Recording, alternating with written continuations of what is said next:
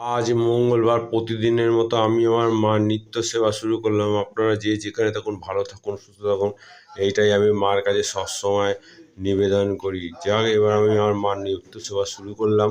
ওং জয়ন্তী মঙ্গল কালী ভদ্র কালী কপালিনী দুর্গা শিবা সমাধাত্রী শাশ্বত নমস্তুতে।